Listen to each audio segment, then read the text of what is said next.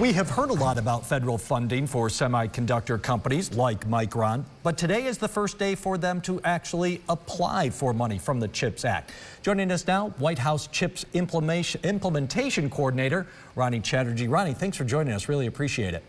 Great to be here. Thanks for having me. Certainly don't have to tell you about Micron's massive plan for Onondaga County. You're a guy that grew up in Binghamton. You've heard all about this. It's based largely on the CHIPS Act. So why is today so big? What opportunity does a company like Micron have with this Commerce Department application?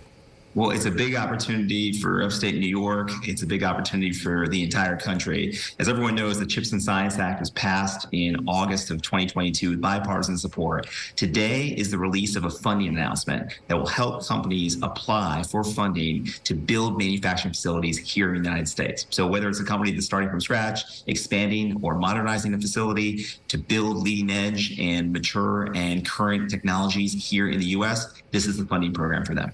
First funding opportunity, when will companies, and again, I hate to keep bringing it back to Micron, but for us here, pretty much everything does come back to Micron now. When will they know if they've been awarded this money, and how much could they potentially get out of this first round?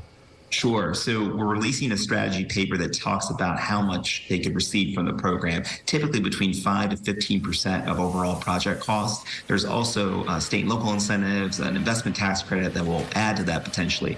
If you think about the timeline, today they will be able to submit a statement of interest that they intend to apply for the program. The first application is received March 31st. And then we're going to move really quickly, but with a lot of due diligence and rigor to make sure that we hand out these grants and do it in the right way. And so we're going to move really quick, but it really depends on how many applications we get and the nature of those applications. But up to this point, it's been 6 months since the bill passed, and we're already implementing on schedule. So I have a lot of confidence that we'll be able to do this on schedule as well. Quick math, we're talking tens of millions potentially for Micron here, or?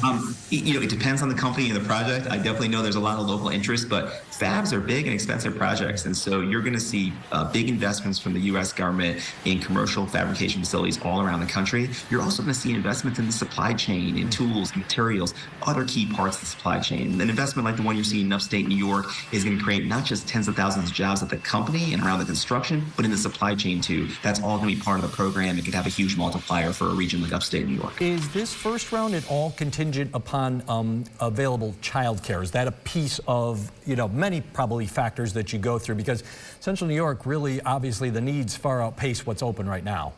Right. And any applicant that receives more than $150 million, any company that receives that money will have to provide child care to their employees, both the construction employees and also folks who work in the fab. How they do that, the most efficient way to provide high quality child care is up to them. You see this in a competitive industry. Semiconductor companies around the world are providing this kind of child care. It's also a great way to get more people in the door. We're going to need to bring workers off the sidelines, people who don't traditionally think of themselves in manufacturing, into these jobs. I think child care is part of that mix for this program.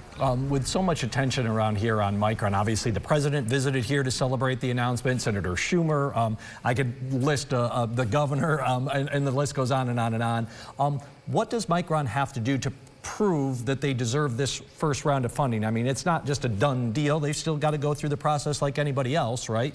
That's exactly right. And, the process is going to be really rigorous, transparent, and fair. The key criteria is our national security. During the pandemic, we found out what the vulnerabilities are when we don't have the chips we need. Car prices went up in 2021. Why? Because we couldn't get the chips we needed to do simple things in a car, like monitor the tire pressure or work the windshield wiper. We have to make sure that the chips we need for our cars, our laundry machines, our refrigerators, and our most sophisticated defense equipment are made here in the United States. And national security will be a key sort of variable that the Micron application and many others will be adjudicated on. And that's going to be number one. Economic viability and making sure that the numbers add up is also going to be a key part of the consideration. Gotcha. Ronnie Chatterjee, I know you're a busy man today. He is the White House CHIPS Implementation Coordinator. Ronnie, great to chat with you. I'm hoping that we can do this again really soon. Thank you for having me. Thanks, Ronnie. That was great.